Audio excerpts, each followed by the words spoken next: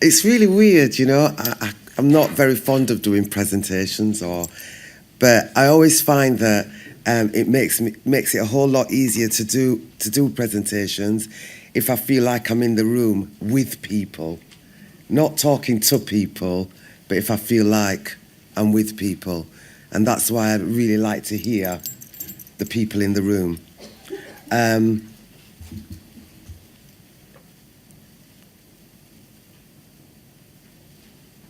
So I'm really happy to be here, and I'm really happy that there's a network, actually, of psychological professions that is really taking their role in mental health services, or the improvement of mental health for our populations so seriously, and that a network that works across different professions is established here.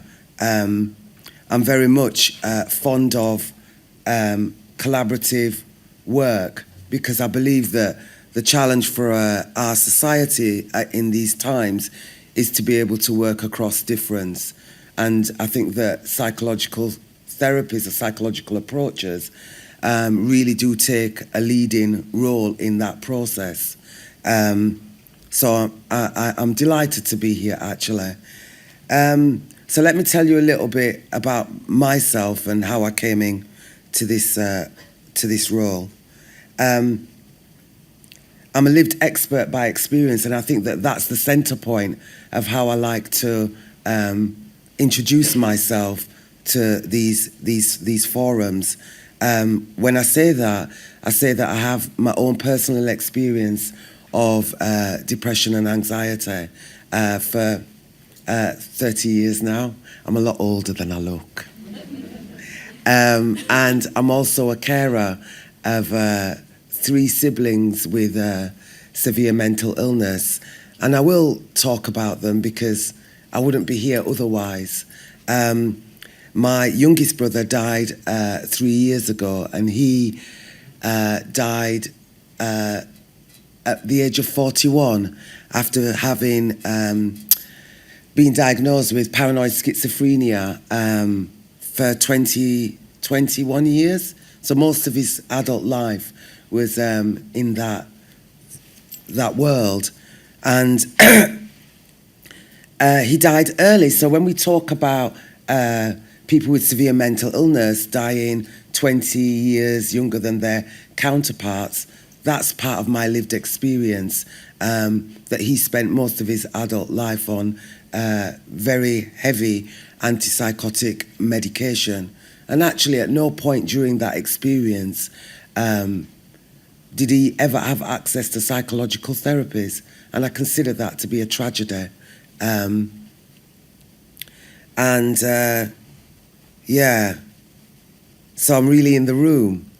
And I have 2 other siblings, my sister and my brother. My brother has, and they don't mind me talking about them, so it's all open, because I carry them everywhere that I am. They're in me, they're with me. And my brother's name who died, his name was Carlton. He was my baby brother. And my sister has children, as does my other sibling, also has children. So there's that family network that's intergenerational as well. And the impact of their severe mental illness, which is around bipolar affective disorder and also substance misuse. So our family has been living with these experiences for the past 3 decades. And I also grew up with my mother, who, when she first came into this country, was unable to establish networks in West Yorkshire with the host environment, and actually felt the cold emotionally and mentally of an environment that wasn't at first really welcoming of difference. That's changed substantially, I would have to say, because in my own journey, growing up in West Yorkshire, in Huddersfield, and we say it like that, don't we? Huddersfield. I don't know where the H goes, but it's really strange. I've still got my accent, and I've lived in London longer than I lived in Huddersfield, but the accent ain't going nowhere. I think to myself, people have to work at that to really change it. They must do. But anyway, it's an aside. I love my accent. I love talking from a real place. I think, yeah, I like it. Yeah, so I was aware of my mother going in and out of hospital when we were children, and actually having ECT treatment. Do you know what that is? Yeah. And when she came home, I would, I'd hide the medication and this kind of thing, because I was so aware of her different way of being as a result of having that treatment. And we as children used to be in either when she was in hospital going into foster care or staying with family members. And so that was part of what I think helped me develop anxiety and depression. So that, in a sense, is the context as to why I'm so passionately involved in improving mental health services, and was asked to be the vice chair of England's Mental Health Taskforce, which was commissioned by Simon Stevens. Yeah, and I'm also, post the Taskforce completion, the NHS England's Mental Health Equalities Advisor. So, psychological professions' contribution towards parity of esteem between mental health and physical health, between social care and clinical care, health care. So the 5-year forward view for mental health was, we started with an engagement process, and over 20,000 people got involved in our online survey, and that ranged across service users, carers, professionals, interested parties, community members, contributing to quite a robust survey. And the 5-year forward view is meant to be for all ages. It's building on the Future in Mind. You're aware of the Future in Mind strategy, yeah? So it's integrating that. And the 3 key themes that arose really from the work that we did was about that there needs to be 7-day, better, they say 7-day, but 24/7 access to crisis services for people in need, and integration of physical and mental health care, and better orientation around prevention, and the hardwiring of mental health into the system to support good mental health care whenever people need it, and a focus on targeting inequalities, and addressing inequalities should be embedded throughout the whole sphere of mental health and physical care. And so we had about 58 recommendations. There is additional investment, and please let's get into that dialogue, because it starts getting political and takes us on another journey that I'm not really, there's other players that can talk about that one. I want to really get into what do the changes mean for us, and what are the opportunities and challenges that we have beyond the finances. And the recommendations were fully accepted by and endorsed by government, at the time being led by David Cameron. So we look at the current state of mental health, and we see that 1 in 10 children between the ages of 5 to 16 has a diagnosable mental health problem. I'm sure many of you will be aware of the increase in referrals to CAMHS, in the increase of children within schools that don't have access to any kind of psychological support. But in these times of austerity policies, families are really quite stretched with poverty, and the social determinants of poor health really start taking a massive impact. 1 in 5 mothers has depression, anxiety, or in some cases psychosis during pregnancy. or in the first year after childbirth. Our systems are inadequate across the country in supporting parents at these in these times. In terms, I remember like when my sister had her first child, that was when she had her first episode of bipolar affective disorder, and prior to that, there was no, because you could see that it was building up, and there was no properly trained primary care professional that could support her through her pregnancy, so that perhaps it might not have gone down the route that it went down in terms of the severity of her mental illness. And so for me, this is one of the most significant aspects that we need to deal with when we're talking about supporting people across the life course. And very much the strategy was intended to be a life course approach. And 1 in 4 adults experience at least one diagnosable mental health problem in any given year. And 1 in 5 older people living in the community and 40% of older people living in care homes are affected by depression. These are not fixed data. This is variable across the country. And that's also one of the things that was really clear about what the information coming back from the survey and various other forums that we had, like focus groups and working with some of the arm's length bodies, was that the level of variation in terms of mental health care across England was really quite shocking. And the standard, I suppose, of mental health care across England was was so far behind where we need to be in order to really ensure parity of esteem, both financially and in terms of the services that we provide. These are the things that you know. These are the things, the challenges that you know that you're up against. So this presentation will be distributed, so I won't go line by line through it, but I think it's important to air some of the challenges that we're facing in the population, and also the cost of mental health care today. So poor mental health care is an economic and social cost of about 105 billion a year in England.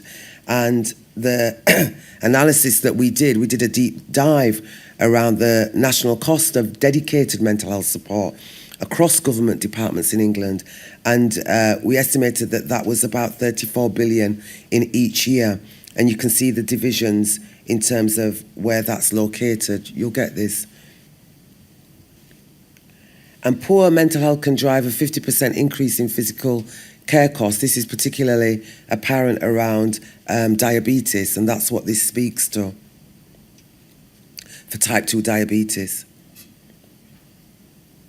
But there are opportunities for change, and I like to think about the opportunities and not just focus on the problems. Otherwise, I wouldn't get out of bed. And so there is cross-party, cross-society consensus on what needs to change, and with a real desire to shift towards prevention and transform care. Although the money doesn't maybe not seem to move in that direction of travel, I think that some of the thinking and some of the strategizing clearly needs to be in that direction, and the lobbying in order to make that happen. And that's not just at a national level. I often think that people wait for the Prime Minister to tell us the direction of travel that we need to go, when very much at a local and a regional level, we know that this has to be the direction of travel. So how do we lobby it like locally to make sure that that kind of happens? I'll speak a little bit about how I play an active role in that kind of thinking in a moment. And public attitudes towards people with mental health problems has been researched by Time to Change, the national campaign around stigma and discrimination, to have improved by 6% in recent years. And it is, for young people who recently spoke in Parliament, a top priority for them. And we need to listen to the voices of our children and young people and be really less siloed in our thinking and think about our responsibility towards our young people. And employers are also recognising the importance of taking better care of their workforce. What was really evident in the workforce element of the research that we did in the surveys is that actually a lot of the workforce are really under pressure, and there's a lot of stress in the workforce from trying to work at an optimal level with limited resources and rising demand. And part of the strategy has to be about improving the skills and competencies, of course, of the workforce in order to meet the demand, but also to take care of the well-being and the psychological well-being of our workforce. That's obviously about you in the room, as well as it is about all of the rest of the NHS and associated professionals. And there has been some progress in implementing NICE guidelines and the first ever access and quality standards, and of course the children and young people's transformation plans, of which I'm sure you'll be aware. So in terms of myself and my commitment to drive forward parity of esteem, more energy and more attention on mental health service improvement, I was a member of the Ministerial Advisory Group for Mental Health, an appointed member since 2012. So I've worked with the various ministers who have been responsible for mental health and social care. You know, I was the Vice Chair of England's Mental Health Taskforce, and I'm also currently the co-chair of Thrive London's steering group, which is about trying to take a cross-London approach to improving the mental well-being of its population, similar to the New York Thrive approach that maybe some of you are aware of. I'm also involved in the governance for the implementation of the 5-year forward view for mental health. And one of my concerns right at the onset of being involved in the task force was I don't want to be involved in something that's going to be another report sitting on a shelf gathering dust. And if that's really what we're doing, and it's all about being able to say, oh, I was involved in creating a document, then I'm not really interested. And really emphasising throughout that that this is really about what can we implement so that there's meaningful change actually experienced by our populations who are experiencing mental health vulnerabilities. And I'm also working on the secure mental health transformation plan, which is about people who have who are mentally disordered offenders. And some of the data already coming back from that, because one of the real challenges is actually the quality of the data and the variation of the data up and down the country in the various range of services that we provide. So for secure services, we did a NHS benchmarking exercise, and I asked them to look at that data through the lens of equalities, which in the first instance they didn't do. But then when they did do that, actually it becomes really clear about what the characteristics of those populations, when you look at them in terms of the equality protected characteristics and the intersectionality of those protected characteristics, which actually is something that I perceive is very important for psychological professions, to have an understanding of the makeup and the demography of your population that you're serving, so that you can better respond to their psychological needs, because their psychological needs differ in relation to these aspects.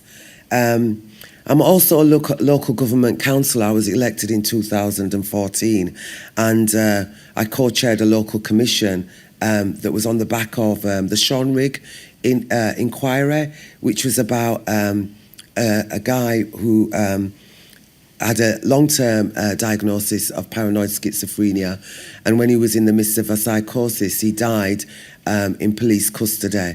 And basically the inquest report talked about the fragmentation and the lack of communication between services, and that this contributed to the failure in Sean being able to get the care that he needed at the right time. And in Lambeth, we've got some of the highest rates of psychosis in the country. especially for African and Black Caribbean communities. And I wanted to really deal with a response that was proactive in dealing with these challenges. I'm also the Vice Chair of the Joint Overview and Scrutiny Committee across 5 boroughs. And that role is, it was at that point that I became really lobbying around making sure that mental health was actually visible within the sustainability and transformation plans. You're aware of these? Yeah? And that's quite a challenge. But also I saw that as an opportunity to bring mental health much more to the surface. I think that for me, it's every opportunity possible, to highlight mental health in terms of parity of esteem. So I talk about these to say that in every aspect of my world, I try and make sure that mental health has the attention that it deserves if we are really trying to respond to the needs of our population. So you'll see here several documents that have taken this agenda forward and tried to work in a collaborative way, especially the Crisis Care Concordat for Mental Health. And the 5-year forward view is what I'm going to concentrate on. So I've talked a little bit, I suppose, about the aims and the scope of the task force, but essentially it wanted to attempt to ensure that experts by experience and carers co-produce what were the priorities for change. And people's priorities for change were around improving access, addressing stigma and discrimination, ensuring that there's better choice of treatments, a focus really on prevention. People want to not get to the level of mental ill health that they might get to because their needs are not attended to at an earlier point. And parity of esteem and better access to talking therapies and actually to a range of talking therapies. People were clear that not one size doesn't fit all, and this sort of dependency on one particular type of therapy is not necessarily welcome, but that a range of therapies that should emerge. And I just really want to sort of highlight this quote, and I will read it out just to make sure that it's in the space. For far too long, people of all ages with mental health problems have been stigmatized and marginalized, all too often experiencing an NHS that treats their minds and bodies separately. Mental health services have been underfunded for decades, and too many people have received no help at all, leading to hundreds of thousands of lives put on hold or ruined, and thousands of tragic and unnecessary deaths. So in terms of some of the priorities, priority 1, a 7-day NHS, right care, right time, right quality. And so some of the recommendations, you can read them here, but some of the key ones around mental health liaison services in emergency departments and inpatient wards. And I was speaking to the lead for mental health across the Metropolitan Police in London yesterday, because I find it really interesting the dialogue or the lack of hearing across some of the interfaces that we have to engage with. Mental health services is perceived within the Met as the highest risk for its workforce beyond terrorism over the last 2 years. And yet the difficulty in trying to negotiate a way forward, a shared way forward between the police and the mental health services is absolutely amazing. But he was saying that the resistance in emergency departments to respond to even young people who are showing, who are in crisis, and saying, no, we don't deal with mental health crisis here, and sending away 12-year-olds back into the custody of the police is still taking place. Can you believe that?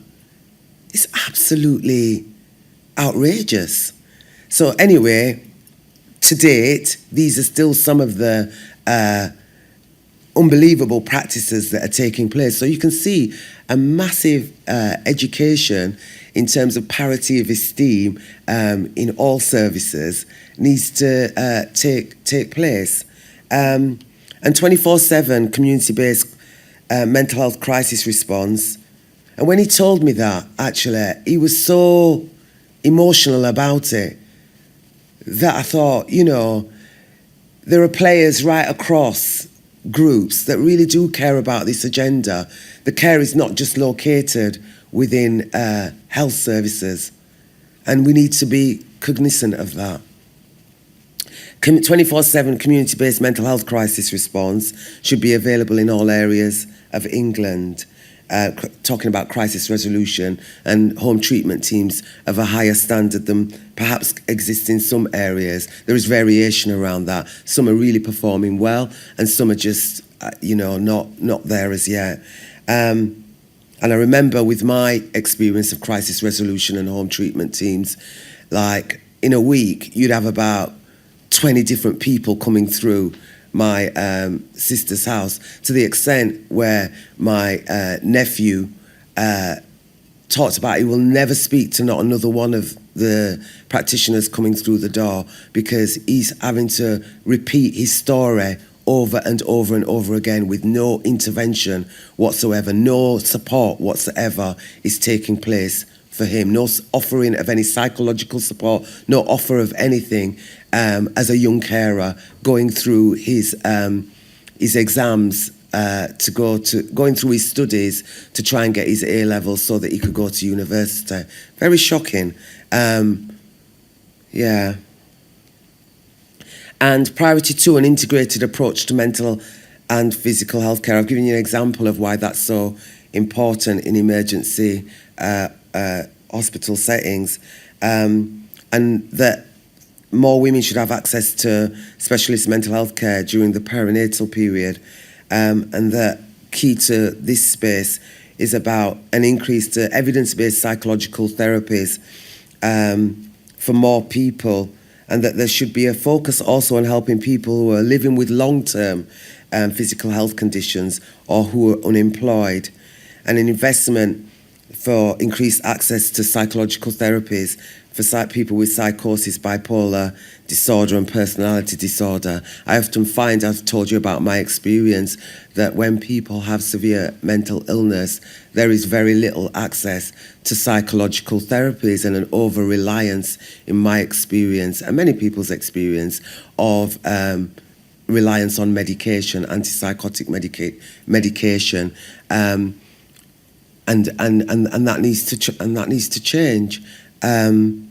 And that is particularly the case, once again, as a black woman, when you look at communities who are different communities, that the misunderstanding that relates to cultural traditions and so forth lead to a reliance on medication, because there isn't the understanding to engage with the psychological world, and stereotypes and assumptions get in the way of being able to therapeutically work with people who are in severe mental illness from these communities.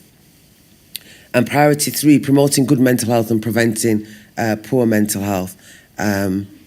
So really an emphasis on the best start in life, and supporting people to both stay in employment and to find employment. And that qualified employment advisors are fully integrated into expanded psychological therapy services, so that there's better sort of multidisciplinary working.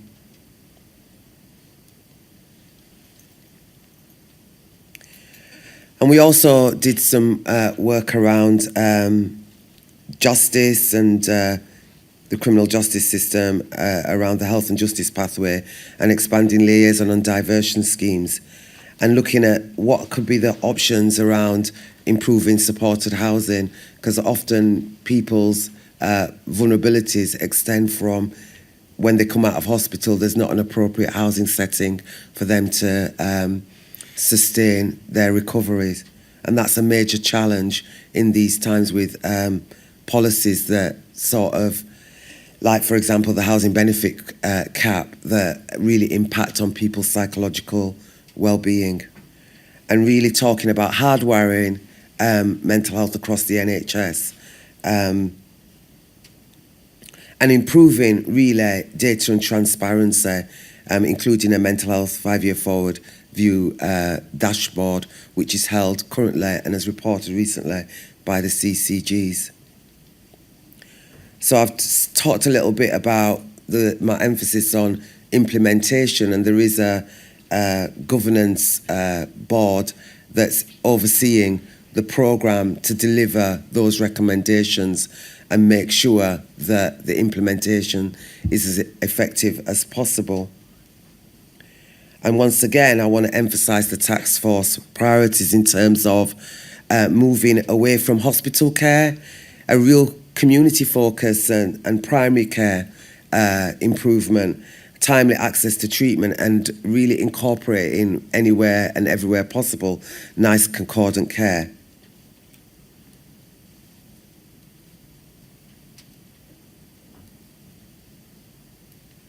I want to go back to some of the areas of focus. So, of the task force recommendations, rather than going through them line by line, children and young people's mental health, perinatal mental health, common mental health problems, community acute and crisis care, the secure care pathway, health and justice, suicide prevention, and testing new models of care. And so the key features of some of the mental health programme today is around early intervention in psychosis, psychological therapies, and eating disorders. So you will see that the aim is that 75% of adults treated within 6 weeks and 95% within 18 weeks pertaining to psychological therapies. Quite a challenge, huh? So some of the principles underpinning the implementation of the 5-year forward view for mental health is around co-production with people with lived experience, working in partnership locally, identifying needs and intervening at the earliest, and designing and delivering person-centred care, and that this is underpinned by commitments through outcome-focused, intelligent and data-driven commissioning. And I just want us to reflect on crisis foresight, what crisis means for psychology, and preventing crisis. Do we really understand what causes crisis? Around the social causes, children and young people, life transitions, traumatic life events, cognitive impairment and mental illness episodes.